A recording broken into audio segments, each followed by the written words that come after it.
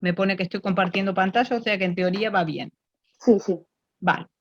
Pues em, hace mucho tiempo que aquí en España se viene hablando de la reforma que tiene que hacerse en toda la legislación para adaptar nuestras leyes al espíritu y a y aquello que se contempla en la Convención Internacional de Derechos de Personas con Discapacidad. De ahí sale la base de todo esto que se ha venido produciendo ya desde hace años, y esta modificación vendría a ser del Código Civil como, bueno, la más esperada y la de mayor entidad, si bien todas las anteriores que se han ido modificando han ido adaptándola, pero realmente donde está, digamos, el núcleo del asunto, donde está regulado, es en el Código Civil. Por eso era tan importante que se produzca esta reforma. De hecho, ya el comité, porque en España en el año 2008, cuando ratifica esta convención, se compromete a adaptar su legislación a las disposiciones de la convención. Como tardó bastante en hacerlo, pues tuvo alguna llamada de atención eh, por parte de los órganos encargados de revisar si se estaba cumpliendo o no. Bueno, antes de empezar a analizar la reforma en sí, decir que es una reforma bastante controvertida, que tiene sectores que la apoyan mucho y sectores que no están conformes. A ciencia cierta todavía no se sabe cómo esto va a hacer en la práctica, ¿no? Que es un poco aquello que nos preguntamos todos los que trabajamos día a día con este tema. eh, pero bueno, lo iremos viendo, y me imagino que iremos aprendiendo todos a medida que se vaya aplicando. Entonces, bueno, para no detenerme más, eh, como les venía diciendo, esta ley, bueno, es la 8 del 2021, se reforma el Código Civil principalmente, pero no solamente el Código Civil, sino que unas cuantas leyes que también se verán afectadas por este tema. Entonces, básicamente los objetivos de esta ley, como les decía y les adelantaba, son adecuar nuestro ordenamiento jurídico a la Convención Internacional de los Derechos de Personas con Discapacidad. El artículo 12, que es fundamental en esta materia, es aquel en el que proclama que las personas con discapacidad tienen capacidad jurídica en igualdad de condiciones con las demás. Otro de los objetivos es asegurar el goce pleno y en condiciones de igualdad de todos los derechos humanos y libertades fundamentales por todas las personas con discapacidad, así como promover el respeto por su dignidad. Como les decía, es una reforma muy ambiciosa y que pretende un cambio de modelo. Aquí hago un paréntesis para situarnos un poco. La discapacidad a lo largo de la historia ha ido evolucionando las formas en las que era tratada esta discapacidad o percibida por la legislación y por la sociedad en general. Eh, Antiguamente la discapacidad era, o sea, en Roma, en la antigua Roma y en los tiempos antiguos, una persona con discapacidad era rechazada y excluida de la sociedad, inclusive con la muerte, ¿no? Eh, Luego se pasó bueno, a un modelo más, primero era el modelo, digamos, de exclusión, o sea, no se contemplaba para nada, hasta hace no demasiado tiempo, o sea, no nos tenemos que ir a Roma. Las personas con discapacidad muchas veces eran en sus casas, como en cierta medida ¿no? Estaban ocultas en sus domicilios, como que no se mostraba a la sociedad que había un familiar con discapacidad. Posteriormente esto se pasó a un modelo médico rehabilitador, que es aquel que impregnaba el Código Civil que nos rige hasta ahora, que es el que pretendía como curar la discapacidad, ¿no? Como, bueno, como dar ayuda y apoyo, pero siempre como viéndola como una enfermedad o como un problema, eh, y como una disparidad de condiciones. pues justamente lo que a raíz de la convención cambió es esta visión de la discapacidad, pasando a ser un modelo social, o sea, un modelo de integración en la sociedad, y de que la sociedad sea la sociedad quien se adapte a estas discapacidades o a estas capacidades diferentes que tienen algunas personas. Quiero aclarar aquí que cuando hablo de discapacidad en sentido amplio, o sea, muchas veces cuando pensamos en discapacidad solamente se nos viene a la cabeza una persona con una discapacidad física o con una discapacidad intelectual grave, porque a veces inclusive nos cuesta, cuando una persona tiene una discapacidad que no es demasiado notoria, nos cuesta aceptar esa discapacidad, atribuimos a otras cosas y no a una discapacidad. Es mucho más amplio, o sea, en esta ley cuando hablamos de discapacidad, hablamos de personas que tienen enfermedad mental, de personas que a través que por causa de la edad empiezan a tener deficiencias o problemas de salud que le provoca algún tipo de discapacidad. Entonces, para situarnos, les decía cuál es el modelo y cuál es el objetivo para que entendamos un poco. Aquí lo que quiero hacer es ponerlos en contexto de lo que estamos hablando. Hasta ahora en nuestra ley regía el modelo médico rehabilitador, que es y un sistema muy paternalista, muy de protección hacia la persona que se pretende ayudar, ¿no? Y claro, aquí las voces más disidentes con el modelo que teníamos es la que dice que esa forma de proteger anulaba a la persona y que le quitaba facultades o capacidades para ejercer por sí misma algunas cuestiones. Y aquí en el final abrimos un poquito de debate, os les comento que en la práctica, pues claro, no todo es ni blanco ni negro, hay muchos grises y muchos matices en el medio, que es lo que realmente cuesta graduar tanto con una legislación como con la otra. Eh, Estamos hablando de personas que padecen enfermedades o situaciones que les afectan a su vida. Entonces, ¿qué leyes modifica esta reforma? Pues el Código Civil, la ley hipotecaria, la ley de enjuiciamiento civil, la ley 41/2003 de protección de las personas con discapacidad, la ley 20/2011 del registro civil, la ley de jurisdicción voluntaria, el Código de Comercio y el Código Penal. Y seguirán reformándose leyes. Vale, para hacernos a la idea, dos grandes conceptos que trae la ley, esta nueva ley, y esto sí que es novedoso. Hasta ahora el Código Civil decía, vale, una persona tiene una enfermedad o deficiencia permanente en el tiempo que le impide regirse por sí mismo y que necesita de protección o de ayuda para que otra persona en su nombre haga actos o que para otra persona le asista en algunos actos, que es la curatela, que es lo que cada vez se ha ido utilizando más. Vale. Esta nueva ley, o sea, ahora mismo vamos a hablar de la teoría, de lo que quiere la ley y de cómo está planteado esto. Luego analizamos un poquito más en la práctica cómo lo vemos aquellos que estamos un poco en el tema. Entonces, esta nueva ley dice, vale, eh, las personas con discapacidad hay diferentes formas de darles esta protección legal o de darles esta ayuda legal o para otras cuestiones. Lo pueden hacer ella misma de forma voluntaria, o sea, la ley te voy a dar la posibilidad de que seas tú el que ve que está limitado en algunas cuestiones y entonces tú vas a decidir para qué necesitas ayuda, para qué cuestiones quizás tienes que tener una asistencia, y eso lo vas a poder hacer de una forma voluntaria en un documento público ante un notario, y luego eso se va a poder hacer, bueno, frente a terceras personas, acreditar con ese documento que yo he elegido que tal persona me brinde un apoyo. Vale.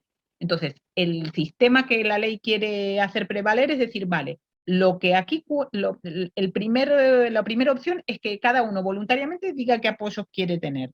Vale. De forma supletoria, cuando la gente o bien no quiere, o bien porque no es consciente, la ley va a seguir regulando lo que hasta ahora conocemos como el procedimiento de modificación de la capacidad o el procedimiento de incapacitación de toda la vida. ¿Por qué? Porque hay personas, muchas, que padecen una discapacidad y que no son conscientes de que la tienen, o siendo conscientes, piensan que no necesitan ayuda. Entonces, eso no puede desaparecer, porque, porque hay gente que aunque no quiera, necesita de esta protección. Entonces, pero el espíritu de la ley es darle la oportunidad a que aquellos que pueden lo hagan por sí mismos, sin necesidad de que sea algo, digamos, forzado a través de un procedimiento judicial. Este nuevo sistema, ya no vamos a hablar más ni de tutor ni curador, vamos a hablar de apoyos y de salvaguardias. Vale. Analizamos un poquito más lo que es el sistema voluntario de apoyos. Estaba regulado hasta ahora, lo que pasa es que ahora es como que se le da, bueno, se regula más en profundidad y se le da más forma a estos instrumentos, pero hasta ahora estaba regulado lo que es el documento de autotutela o poderes preventivos, eh, que son dos instrumentos, desde mi punto de vista, muy útiles y muy prácticos, pero muy poco conocidos, o sea, la gran mayoría de la gente ni sabe que existen, eh, y, y sobre todo, bueno, pues el que sabe que existe tampoco piensa que en algún momento puede llegar a necesitar esto. O sea, gran parte, muchas veces cuando hablo de estos temas, o sea, gran parte del problema está en que a ninguno pienso que a todos nos cuesta mucho pensar que en algún momento podemos llegar a tener una discapacidad o podemos llegar a ser personas dependientes o necesitar de apoyos, ¿no? Y entonces pues es como un tema un poco que mejor no pensarlo, ¿no? Ahora es raro porque sí que podemos pensar que cuando nos muramos, ¿qué vamos a hacer con nuestros bienes? Y ya dejar todo arreglado con el tema del testamento. Ahora nos cuesta pensar o ir a plasmar en un documento cómo queremos ser tratados si en algún momento nos volvemos dependientes. Bueno, pues aquí creo que hay que hacer una cuestión educativa muy profunda y a muchos niveles. Entonces, volviendo a esto, el sistema voluntario de provisión de apoyos, el Código Civil lo regula por la autocuratela, porque la tutela ya no va a existir más, salvo para menores de edad, y pues es aquel documento en el que yo voy a un notario y indico que quiero o cómo quiero que se me brinden esos apoyos para el caso de que ahora tenga una discapacidad o que en un futuro tenga una discapacidad que me impida que yo pueda desarrollarla por esas cuestiones concretas por mí misma. Entonces, el notario en este documento recoge estas voluntades, tiene obligación de dar cuenta a un registro que he creado especialmente al efecto, y um, bueno, novedoso es que es un sistema muy flexible y versátil. O sea, no pensemos en apoyos solamente bueno, quiero que me manejen mis cuentas, o quiero que no me ingresen en una residencia. Se pretende que uno pueda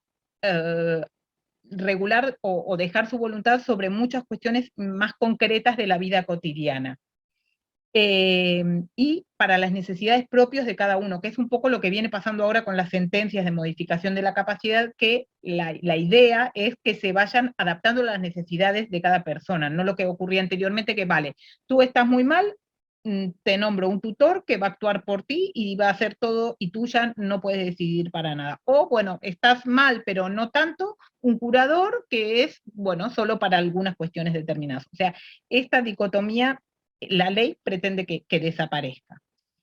Las salvaguardias es una palabra que también aparece mucho en la nueva ley, son las formas en las que se van a ejercer o brindar esos apoyos.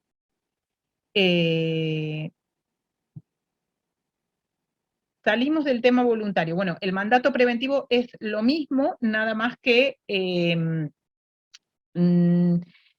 a ver, la diferencia ahora actualmente es que la autotutela empezaba a regir en caso de que haya una sentencia de incapacidad que modifique la capacidad de esa persona, y el mandato preventivo no era necesario una sentencia de incapacidad. De hecho, el mandato preventivo, si había una sentencia de incapacidad y en el mandato preventivo no se ponía expresamente que quería que se siga en vigor, ese mandato preventivo quedaba sin efecto.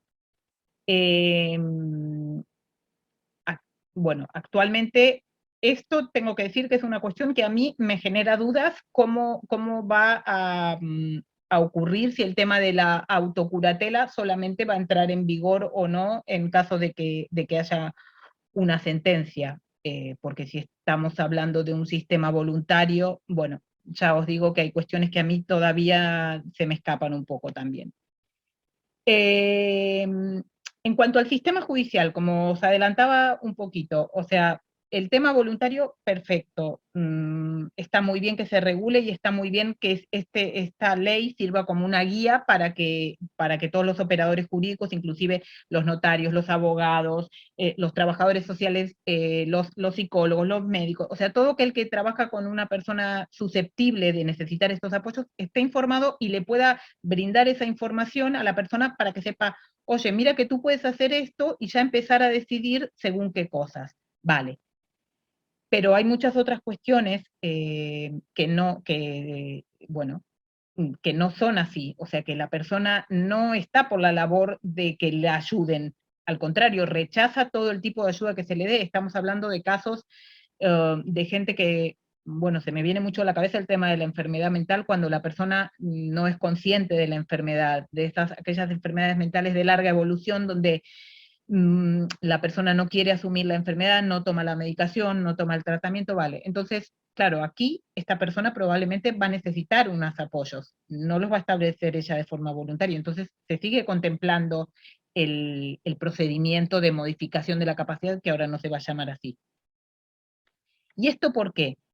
Porque es una cuestión terminológica que hay que adaptar. En definitiva, lo que la ley viene, el espíritu de la convención viene a decir, nadie tiene que modificar la capacidad de nadie porque todos tenemos la misma capacidad.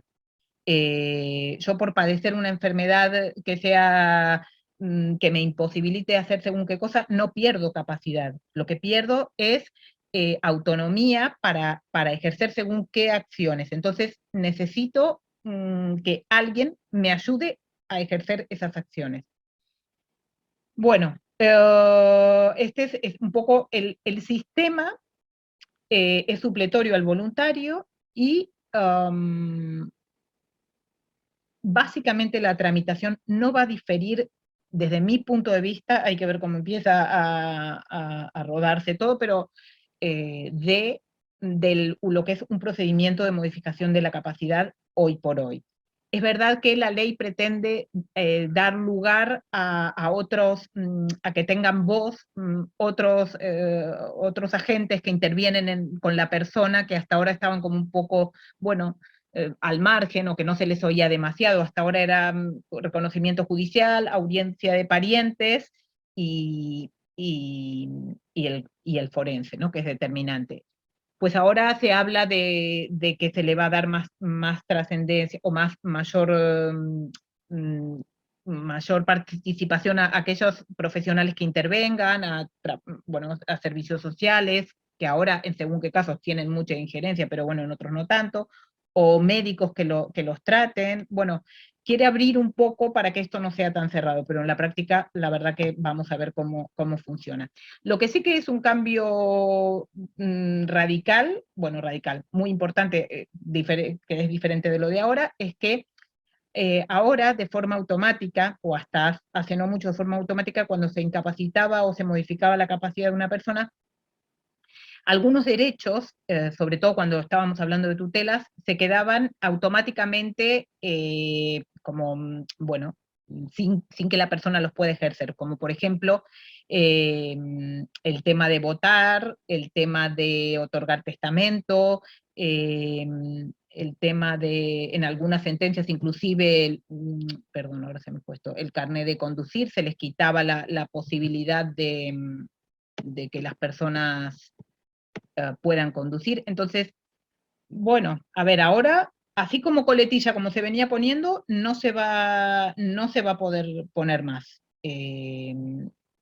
claro, el problema y la duda que nos surge es, vale, está bien que de forma genérica no se puede hacer, pero hay algunas personas que probablemente eh, no van a poder testar o no van a poder votar porque son muy influenciables o porque realmente no se dan cuenta. Pues bueno, en este caso entonces se tendrá que valorar en el momento concreto, el acto concreto, y ver, por ejemplo, en el caso de testar, pues será el notario el que tendrá que decir, pues puede testar, no puede testar, bueno, el que va a hacer, y si lo precisa, será, bueno, requiere de un facultativo que también dé su opinión, ¿no?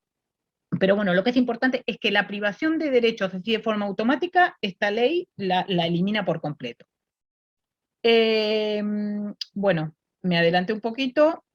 Lo que les decía, el procedimiento, desde mi punto de vista, no va a variar demasiado. Bueno, a ver, para aquellos que son del mundo del derecho, pues sí, ahora se rige por una jurisdicción voluntaria, cuando hasta ahora era por un juicio verbal, o sea, pero son cuestiones más técnicas, ¿no? De procedimiento que realmente al ciudadano, digamos, o al familiar o al profesional que va a estar un poco mirando esto, tampoco esta información entiendo que le sea de mucho interés.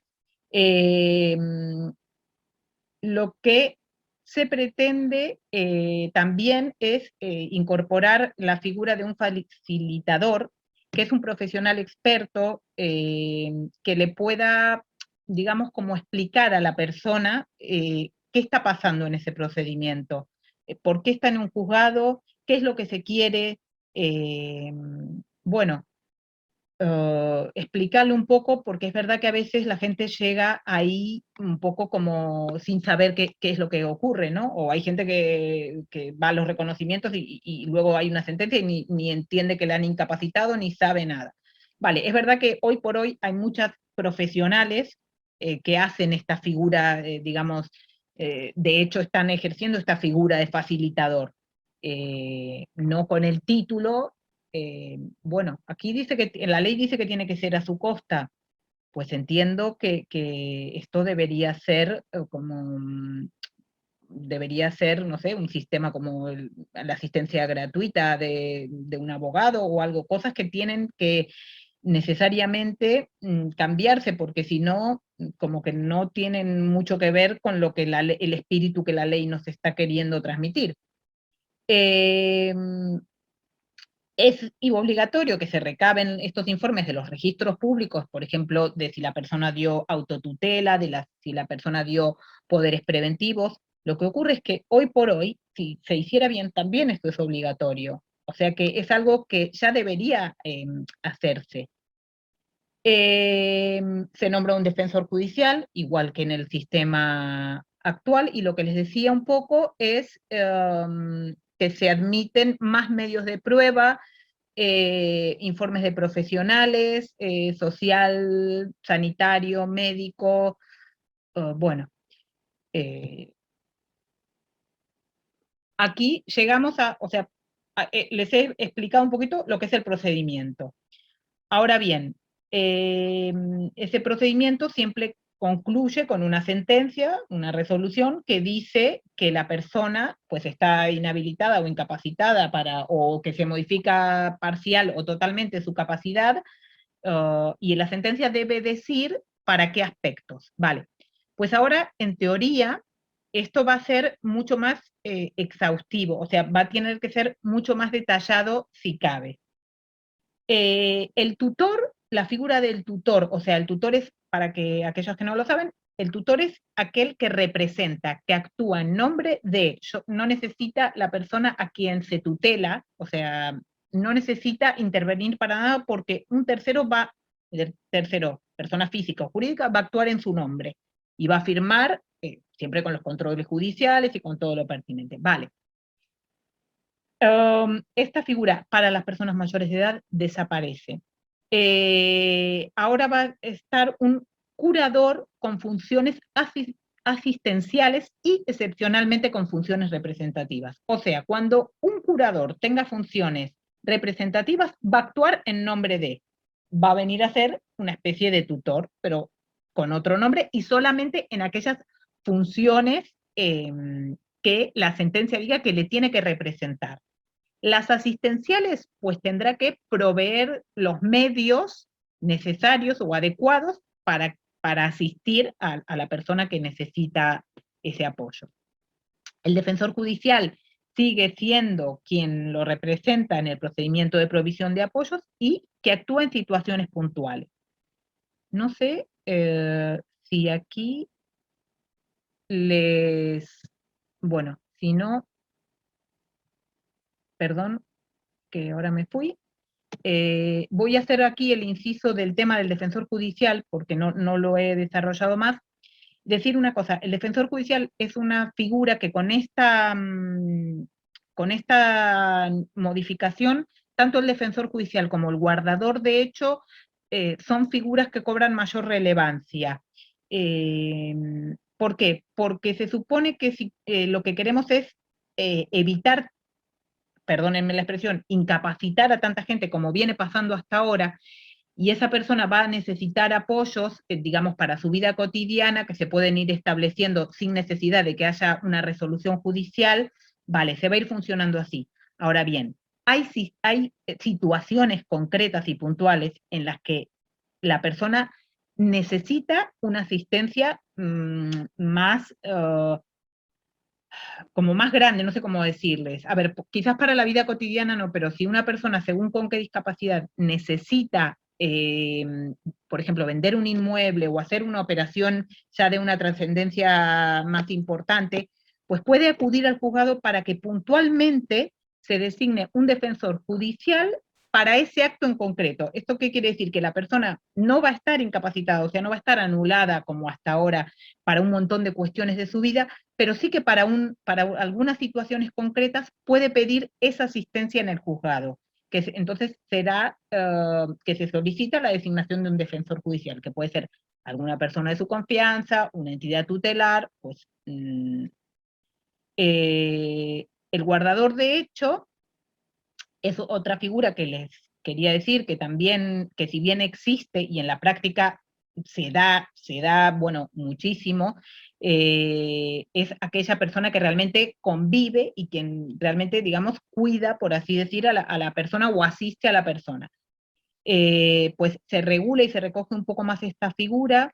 Aquí hay un fiscal de, creo que es de Granada o de Córdoba, que sabe mucho de estos temas, Gurmencindo, bueno, ahora no me acuerdo del apellido, y este hombre hace mucho tiempo que viene trabajando con la figura del guardador de hecho, y realmente sabe mucho de este tema, y él es un gran luchador de esta figura. El problema que él mismo planteaba en una conferencia que oí hace no mucho es que, claro, que es un poco lo que me gustaría transmitirles. O sea, la ley tiene aspectos que son realmente interesantes e innovadores y que lo que quieren es hacer menos burocrático y menos denso todo este sistema. Pero claro, luego afuera de esta ley hay un montón de factores y de otras situaciones que siguen siendo densas y burocráticas. Si yo soy el guardador de hecho de mi madre, eh, y soy la persona que se ocupa, que la ayuda, que la apoya, que la cuida, pero quiero ir al banco a hacer algún tipo de gestión, si mi madre no me puso a mí, no me dio un poder o no me puso a mí como apoderada en el banco no me va a permitir hacer según qué gestión, porque el banco lo que quiere es el papel que diga que yo, Natalia, puedo hacer esto en nombre de esta persona. Entonces, claro, aquí nos encontramos con un problema grande, porque por un lado está la seguridad jurídica, o sea, vale, mmm, que nadie puede ir actuando en nombre de otros o haciendo cosas sin tener realmente algo que lo faculte, pero entonces eso hace que volvamos al sistema anterior, que es lo de que todo sea lento y burocrático, o al menos no tan ágil como debería ser en muchas cuestiones. En estos casos concretos, el fiscal lo que dijo es que ellos mandaban oficios a los bancos dando las directrices para que, al final les terminaban haciendo un papel que diga que es el guardador de hecho que puede ejercer según que funcione. Pero bueno, aquí yo encuentro un escollo importante con este tema. De hecho, ya hoy por hoy hay muchos problemas en los bancos con las sentencias que tenemos hoy, o sea que bueno. El tema de las fundaciones tutelares, bueno, aquí hago una especial mención porque, bueno, porque me toca de cerca y además porque creo que va a ser más complejo aún para este tipo de instituciones el ejercicio de estos cargos, porque lo que se pretende es la personalización, lo que se pretende es una asistencia mucho más cercana a la persona, que las fundaciones tutelares no es que no estén capacitadas para darlas, ni mucho menos. O sea, realmente en muchos casos creo que una fundación, simplemente por la experiencia y por el manejo y porque está constituida por profesionales que trabajan diariamente de esto, saben cómo tienen que manejar algunas situaciones. El problema es que las fundaciones tutelares y este ámbito en general nunca están dotadas de un presupuesto muy elevado, entonces se necesitaría mucho más personal y mucho más, bueno, recursos para brindar este trato tan personalizado que se exige. Bueno, deberán cambiar su denominación, su terminología, y la prestación del servicio debe cambiar, ¿no? Para adecuarse a esta situación más personal. Transición y adaptación, vale. La revisión de las medidas adoptadas en un sistema de previsión de apoyos lo puede pedir la propia persona, como ahora, porque ahora si yo quiero y estoy incapacitada, o se ha modificado mi capacidad, yo puedo pedir que se revise mi sentencia mediante un procedimiento de reintegro de la capacidad. Claro que eso siempre va a estar sujeto a que haya un informe de un profesional, sobre todo médico, o sí, médico, pero también puede ser de trabajadores sociales, favorable, que diga que yo, pues aquella situación o aquella enfermedad o aquello concreto que en algún momento hizo que a mí me tengan que nombrar un curador, un tutor, pues ha cambiado, ha variado, y entonces yo ya puedo recuperar o del todo o en parte esa autonomía que había perdido con aquella sentencia. Entonces, la ley igualmente contempla que se puede revisar esto. Pero la novedad es que el juzgado cada 3 años, desde la entrada en vigor, va a tener obligación de revisar, no, perdón, aquí me he liado. El juzgado tiene 3 años desde la entrada en vigor de la ley para revisar todas las sentencias que a fecha de hoy están dictadas. Hace 10 años que fue el último, bueno, cálculo que más o menos, o de donde saqué la información decía esto, había 250.000 incapacidades en toda España. Hace 10 años. Yo, bueno, les puedo asegurar que de hace 10 años, ahora esto se ha duplicado o triplicado, y no sé si no me quedo corta. Hay muchas, muchas incapacidades. Realmente esto va a ser un problema brutal, dudo, o a no ser que implementen un sistema que se pueda hacer esto en este plazo, porque además siguen los juzgados, siguen con sus asuntos ordinarios de incapacidad y de todos los otros asuntos que llevan los juzgados, salvo aquellos que son especializados, que no hay en toda España, ni en, bueno, creo que son los menos, hay en Madrid, creo que en Barcelona, no sé si en el País Vasco hay o no, ahí lo desconozco, y poco más. O sea, en Palma, por ejemplo, tenemos juzgados de lo civil que entienden en estas materias, pero en Menorca el juzgado es de civil y penal, o sea, es de instancia e instrucción. Bueno, pues ese juzgado también tiene 3 años para revisar todas estas sentencias. Vale. Y con lo que me había liado antes es que las sentencias que se dicten a partir de ahora también van a ser revisables. Cada 3 años o puntualmente, de forma excepcional, se puede decir cada 6. Nadie sabe en la práctica cómo se va a llevar esto a cabo.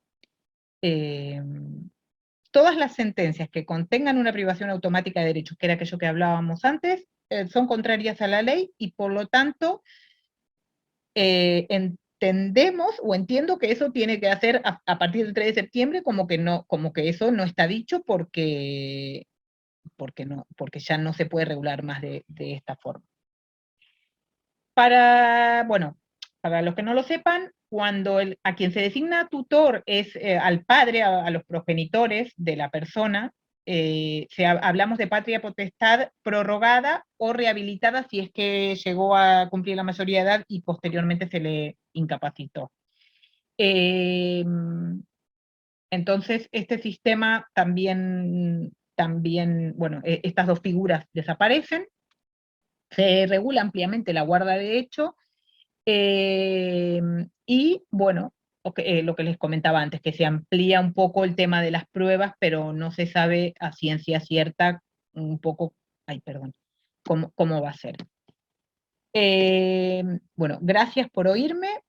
Deciros que, voy a sacar la pantalla, un momento.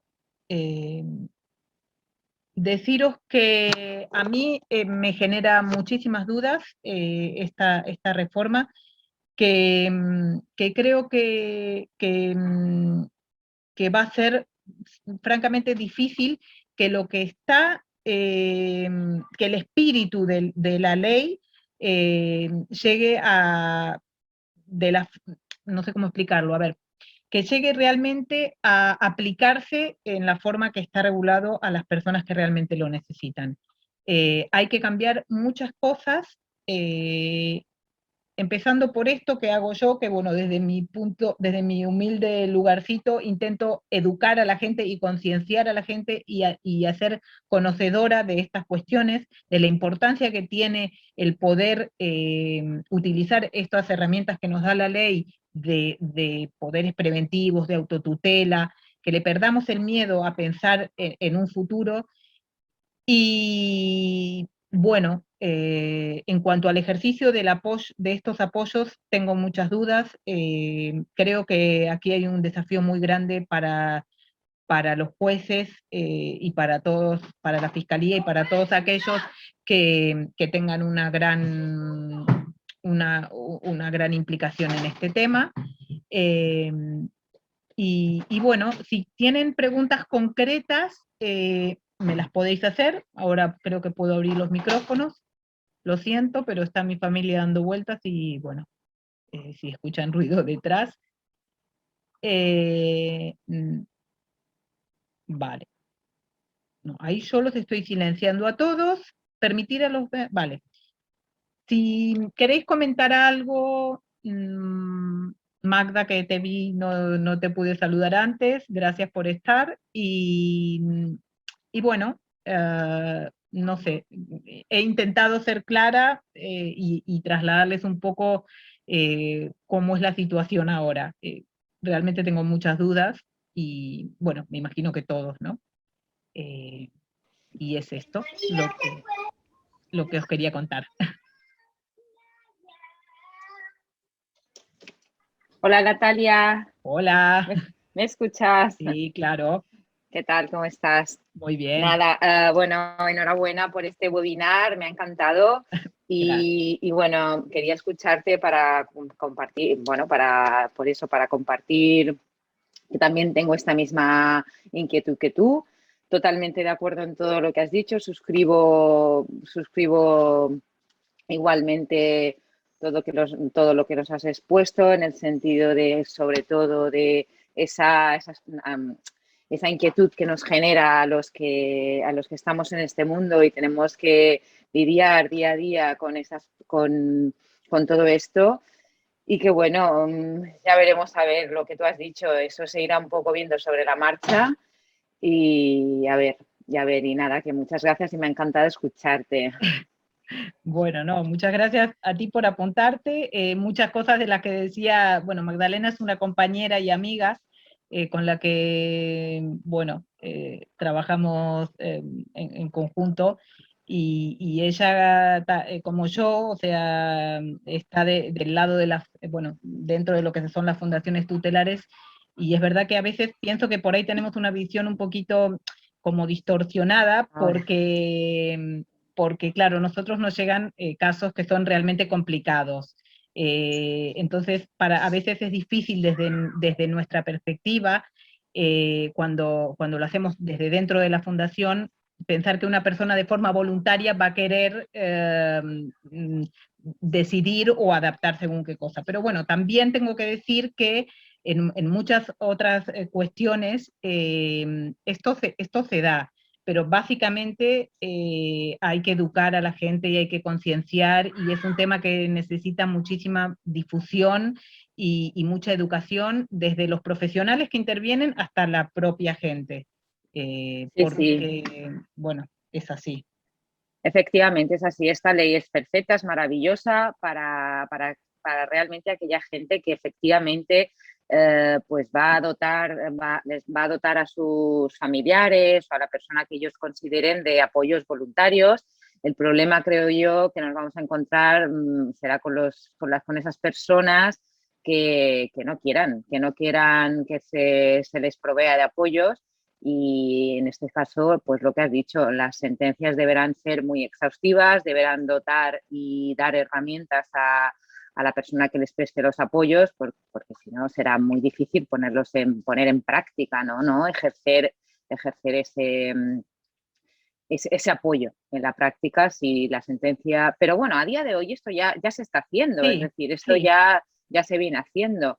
sí. Pero claro, ahora era mucho más fácil, bueno, pues vamos, venga, ponemos una tutela y así, no, pues ahora no va a ser la excepción, ahora las personas se las va, es decir, en los casos en los que actualmente se están a veces poniendo tutelas, pues si tiene que ser la excepción, no van a poner curatelas representativas, porque es la excepción.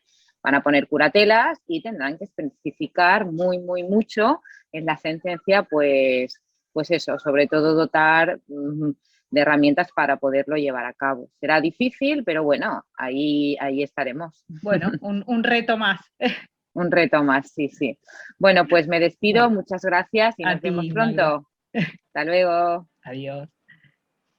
Bueno, pues Beatriz y María, no sé si, bueno, si tenéis más dudas, los que luego la veréis grabada, que son unos cuantos, pues nada, si tenéis dudas me mandáis un correo, un WhatsApp o nos comunicamos de alguna forma. Yo sí que Y tenía una sí, duda para claro. preguntarte, Natalia, que al final en esta ley parece como que se aborda solo a esas personas que se les ha coartado la libertad o que se les ha privado de ciertos derechos, pero en algún momento se hace referencia a esas familias o a esos tutores, cómo se les protege, o al final se centra mucho en darle libertad a las personas que tienen algún tipo de discapacidad o que no saben, ¿no?, gobernar en algún aspecto de su vida, Ujú. pero queda totalmente relegado el trabajo que hacen las familias o las fundaciones tutelares ejerciendo ese trabajo, ¿no? Es como quitarle todo el poder que hasta ahora se les ha podido conceder, a veces de forma errónea y muchas veces de forma acertada. ¿Ahí hace alguna referencia o no? Bueno, ahí Beatriz tienes razón. Este tema salió bueno, en uno de los debates a los que asistí. Primero que te estoy hablando de cara a futuro, ¿no? No de lo que va a pasar con los que ya están digamos, ejerciendo. Pero eh, se le quita responsabilidad a quien ejerce la figura de tutor, justamente por eso de que tú dices. O sea, eh, si esa responsabilidad, si estamos queriendo dotar de mayor empoderamiento o de mayor autonomía a la persona, pues también tendrá que hacerse responsable de sus acciones. O sea, lo que no puede hacer es que yo te doto de autonomía, pero por lo que tú haces mal va a responder tu tutor. No. O sea, de todas aquellas cuestiones que la persona pueda hacer de forma autónoma o que no necesite asistencia, no va a responder el curador. Eh, Vale. lo que ocurre es que, claro, ahí está un poco el ver cómo va a funcionar esto. Evidentemente que el tutor va a seguir, bueno, lo que hasta ahora es el tutor, va a seguir teniendo responsabilidad en cuanto a los actos que él haga en nombre de, como hasta ahora. Pero en todos aquellos ámbitos en los que el curador no deba intervenir, eh, va a ser responsable la propia persona. De hecho, una de las cuestiones que yo planteaba era, vale, entonces, ¿qué hago? Yo me imagino que es que los juzgados nos van a odiar, porque yo me pongo en el caso de que sea tutora, bueno, tutora, curadora de una persona, vale. que me dice que yo la tengo que asistir para que la persona tome su tratamiento médico. Asistir, no me faculta a mí para nada para que yo contra su voluntad haga nada, porque tengo que respetar su voluntad. Vale, yo pido la cita, el día que tenemos que ir al médico me planto ahí y digo, bueno, venga, vamos al médico. No, no quiero. No quiero. Vale, pero escucha que yo tengo la labor de acompañarte, de asistirte. No, no quiero ir. Vale, entonces, ¿qué hago? Yo le voy a hacer un escrito al juez a decirle, vale, he venido a prestar la asistencia, que esto me ayuda, que esto me avala, pero no la puedo ejercer. ¿Qué hago? O sea, por eso te digo que en la práctica realmente esto va a ser muy difícil, porque la salvaguarda para el ejercicio de ese apoyo de llevarlo al médico, ¿cuál va a ser? Ya, sí. No va a haber nada que lo apoye al final. Claro, a ver, que Se queda yo, colgado el tutor. claro, que yo entiendo que en muchos casos nos hemos pasado, que los juzgados se han pasado quitando facultades a gente que realmente las podía ejercer, porque he visto casos de gente decir, jolín, esta persona no está para estar tutelada ni para que actúen en su nombre. Vale, pero en los casos en los que hay que intervenir para ayudar a la propia persona, pues esto está muy en el aire. Y yo creo que los jueces, pero esta es mi percepción, yo creo que los jueces van a tener miedo van a ir con mucho cuidado de pasarse regulando, porque les van a decir, no es esto lo que pretendemos con la ley. Ya. Sí, que hay una contradicción ahí, que tienen que intentar poner el menor número de prohibiciones o de apoyos, pero luego a su vez sin pillarse los dedos de... Claro, porque además, si esto viniera acompañado de una reforma estructural de lo que es el sistema de apoyos, o sea, que los servicios sociales estén bien dotados, de que haya un montón de servicios que realmente hagan, porque muchas veces esto se termina siendo una cuestión judicial, cuando más que nada es una cuestión social, y ahí hay un problema muy grande. Pero claro, no se puede solucionar una cosa con la otra si no dotas a los que tienen que intervenir asistiendo de personal cualificado, de personal formado, de herramientas para poder trabajar. Aquí llegamos cuando ya el problema nos está por estallar en las manos, y ahí es realmente el problema con este asunto. Vale. Muchas gracias, la verdad, Natalia, ha estado muy bien. He entendido bastante, que no tenía ni idea, y ha sido muy práctico, la verdad. Así que, vale, de veras, enhorabuena. Muchísimas gracias. María. Gracias, sí, gracias Natalia, porque bueno, yo no soy profesional, pero has tenido la capacidad de que yo lo entendiese casi todo. Bueno, así que muchísimas gracias. Con esto, la verdad que me alegra mucho, me alegra mucho porque, bueno, es para mí muy importante poder transmitir de forma clara que se entienda, porque en definitiva es para todos, no solo para los profesionales. Y creo que quien más lo tiene que entender es el usuario, la persona de la calle, de a pie. Claro que sí. Bueno, eres una excelente comunicadora y lo has hecho muy fácil. Bueno. Te lo agradezco y te rogaría que siguieses un poquito por esta vía de educarnos cada día un poquito más. Muchísimas gracias. Gracias. Bueno, pues gracias a los que habéis estado en vivo. Espero, bueno, agradezco sinceramente vuestras palabras. Estoy a vuestra disposición para lo que queráis. Todos me podéis localizar. Y nada, haremos otro un poquito más adelante cuando ya empecemos a ver un poco cómo funciona y podamos despejar más dudas. Un abrazo y bueno, feliz verano.